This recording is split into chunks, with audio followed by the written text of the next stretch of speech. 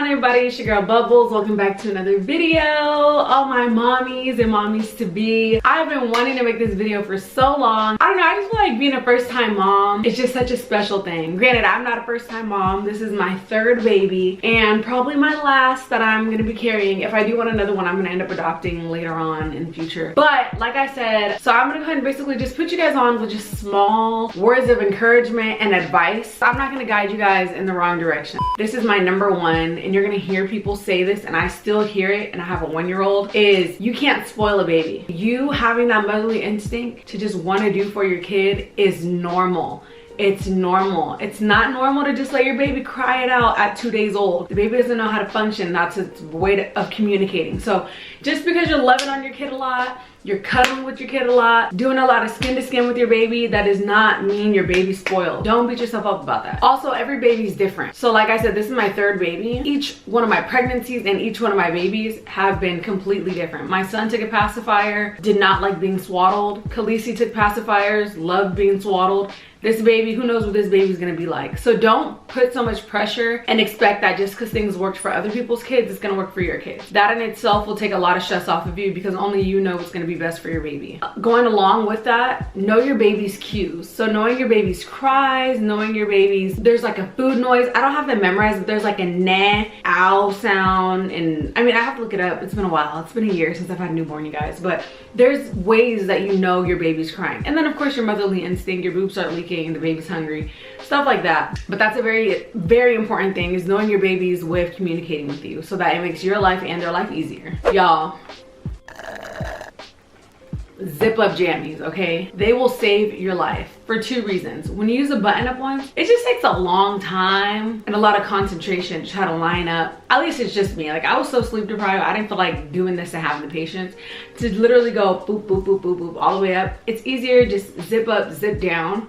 Easier. It makes your life a lot easier. Besides zip up jammies, onesies, this is just a huge secret. I didn't find this out till with Khaleesi. On the sleeves, they have like these little things you can fold down. So if your baby does an explosive poop, you can pull the onesie down versus pulling it over their head and getting all that on their face and their back and their neck. It's so convenient. I'd go and get a onesie right now, but Khaleesi's over there in her room sleeping. I'm not about to wake her up because there's no going back once she's up. But yeah, just pull your onesies down. There'll be like little flaps and you pull them down all the way down. Easiest way ever. And honestly, with me with newborns, I just toss the onesies because they're not gonna fit in them no more. And that stain is so hard to get out. I think I've only used, Shout has been the only thing that's been able to get the poop stains out. If it's like a real nice outfit and I'm like, oh, okay, yeah, we gotta revive this and save it, then yeah, I'll save it. But if not, we're throwing it in the trash can. Ask for help.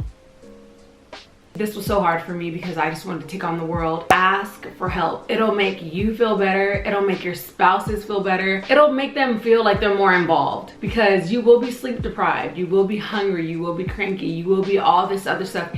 It's okay to ask for help. If you need your husband to make you some food, can you keep the baby for 2 hours, even 1 hour while I take a shower and take a 30-minute nap? It's okay to need help. You don't have to be Superwoman. I know there's some people, like when they don't ask for help, their hair starts falling out, they start breaking out, they're just irritable. It can get really ugly really fast, especially when you don't have to be doing this stuff alone. So even if it, like I said, it doesn't have to be like, oh, we take the baby the whole night, because I know with me, with my newborns, I want to be with my baby all the time just because the thought of leaving my baby just gives me anxiety. I'm just like, no, the baby has to be right next to me. But it's okay to breathe for a second and ask for help. Another thing is to always burp your baby. This is very important for multiple reasons, but my top 2 is because 1, it'll help with the gas with the baby, so their stomachs, and they won't be all fussy and cranky because they got gas in their stomach. And 2, it'll open up more room for them to have more milk. It's kind of like us when we drink sodas. If we drink too much soda and then we burp, and all of a sudden it's like, whoa, I have more room, I can eat more food. Same thing with babies. So don't forget to burp your kids. Using a humidifier or a diffuser for them to go to sleep, I still to this day use one for Khaleesi. It helps with their congestion, their breathing. You guys gotta remember, these babies are fresh out the womb. Like, they're in the most purest, most sanctified place they could ever be. And then they come out into this world that's just disgusting. I don't wanna make it sound dark, but it's not as, you know, our air is not as clean as it should be. So when you use the diffuser, it'll help open up all their breathing passageways.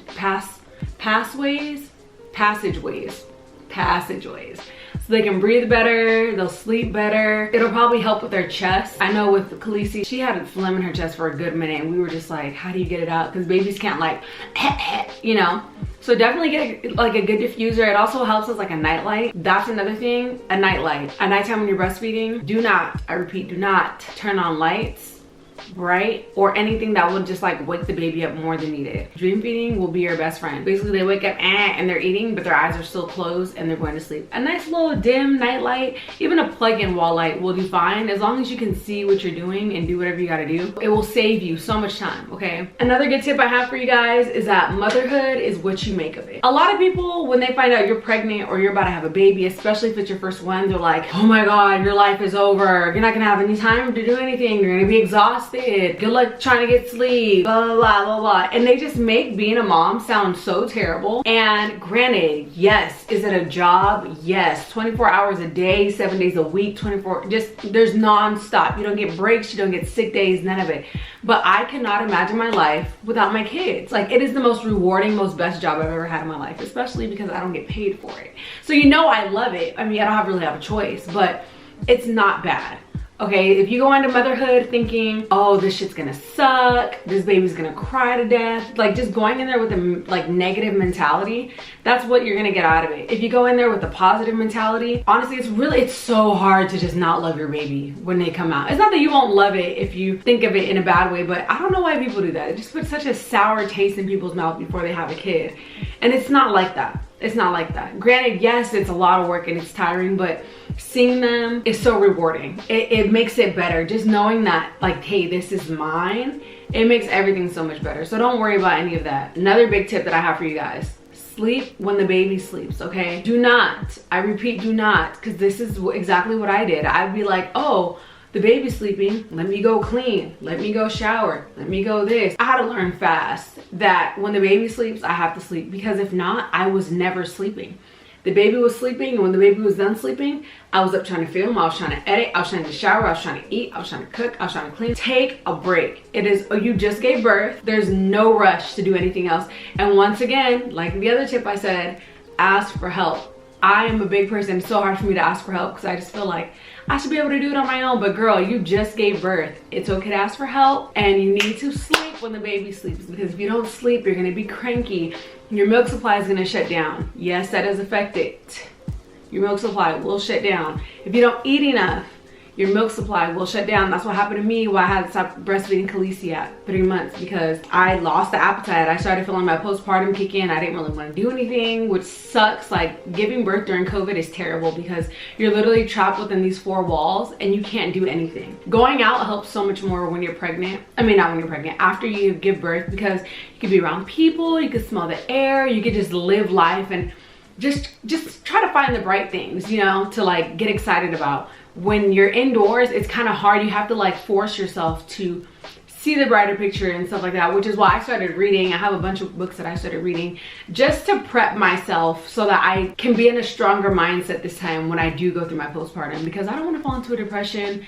I did the second time with Khaleesi, and it was so bad, you guys, so bad.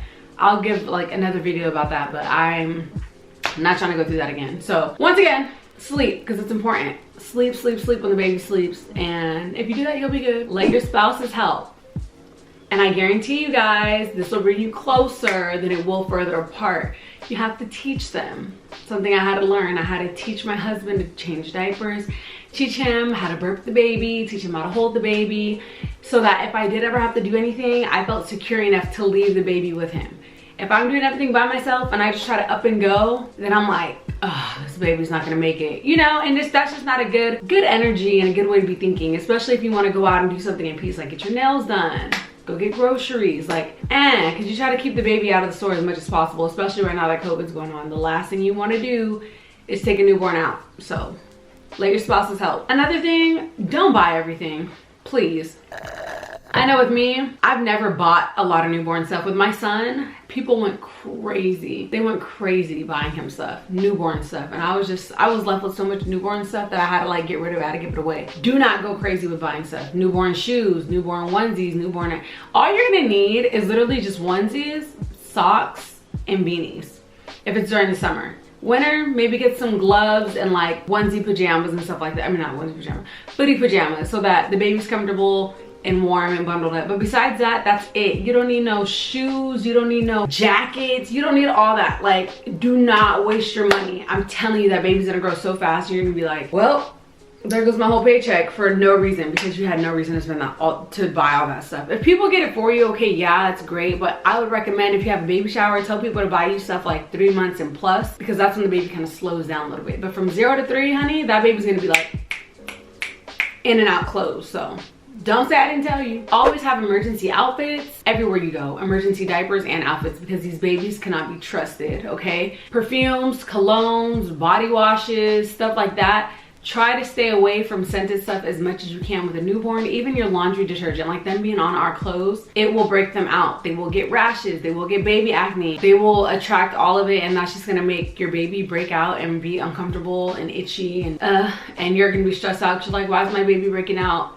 My baby's face looks weird. It's not weird as in ugly, but like, nobody wants their baby to be pink in the face due to pimples and whiteheads and all that. Just keep the scents away. Your baby will be fine. Your baby will be safe. Everybody will be happy. Last but not least, make sure you keep up with your water. Make sure you keep up with your food when you are breastfeeding. You have to. Remember, your breast milk is all water and fluids coming out of your body. So if you're only drinking this much water in a day, this is like all the milk for a baby, literally. You don't want to be left without nothing for you. You will dry out, your milk will slow down, all of that will happen. A few things to keep your milk going. I used to eat peanuts, cashews. I used to snack a lot. If you snack a lot, that's great. Like, eat healthy snacks. I used to eat oatmeal with boiled eggs for breakfast, because that was really good for your milk supply. I used to drink Under Armour, like performance drinks. I used to get the powder and put that inside of my water and mix it up. That will boost your milk because it has coconut milk in it. I don't know what is in coconut milk that is just all for breasts and milk supply and stuff like that. But if you drink coconut milk while you're breastfeeding, your milk will be cracking. Speaking of milk too, let's also think about the breast pads. If you have pads in your boobs, is that what they're called, breast pads? Make sure you get breast pads, because you will leak everywhere and have a breast pump. Even if you don't plan to breastfeed, you have to have a breast pump, because regardless if you're gonna breastfeed or not, the milk supply is going to come like a vicious monster after you give birth. So I warned you, but that's pretty much all I have, you guys, as far as like mom tips. I am due in, what month are we in? I have until mid-May. Look at this belly. Woo, woo, woo. Aw, baby. But all right, guys, that's all for today's video. Thank you guys all once again for watching. Don't forget to like, comment, share, and subscribe, and I will see you next time in the next video. Peace.